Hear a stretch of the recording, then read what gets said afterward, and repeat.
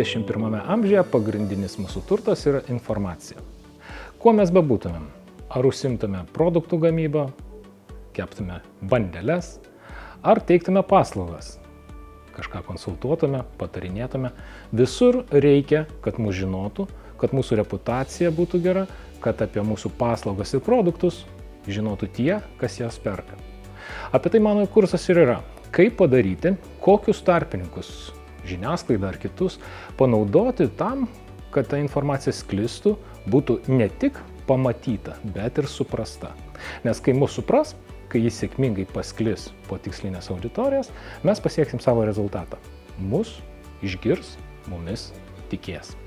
Ši programa skirta tiems, kurie neturi labai daug žinių apie komunikaciją, kurie neturi arba nevadina savęs profesionalais. Ši programa yra įvadinis kursas suvokimui, kaip veikia žiniasklaida, kaip veikia tarpininkai, kas yra mūsų pašnekovai, kodėl mes turėtumėm informaciją pateikti aiškiai, paprastai, bet kartu ir įdomiai. Kaip padaryti, kad ta žinia mūsų sklistų.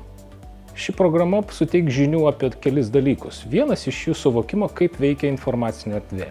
Kodėl viešoje erdvėje nulūžęs zvonkės dantis yra tiek pat įdomus, kiek ir labai rimta mokslinė informacija. Ta suvokdami, tą žinodami mes galėsim pritaikyti mūsų konkrečių produktų, paslaugų informaciją tam, kad žiniasklaida, kiti tarpininkai ją sėkmingai paimtų, publikuotų, rodytų ir svarbiausia, kad mūsų pirkėjai, mūsų klientai tą suprastų. Pabaigę kursus dalyviai sugebės keletą dalykų. Pirma, jie galės planuoti savo veiksmus. Kokios informacijos reikia jų pašnekovams, jų klientams. Antra dalis, kaip paruošti tą informaciją, kokį turinį jie turėtų pagaminti, pasiruošti, ištransliuoti.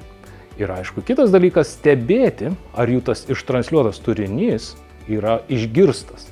Galbūt mes šnekam tuščiai, o galbūt mus girdi marios žmonių. Šią programą vedu aš, Liutauras Ulevičius. Aš turiu 20 su viršum metų patirtį žiniasklaidoje, viešuosiuose ryšiuose. Deja, bet daugelis kitų programų orientuotos į teorinius dalykus, o aš moku kalbėti tik apie praktiką.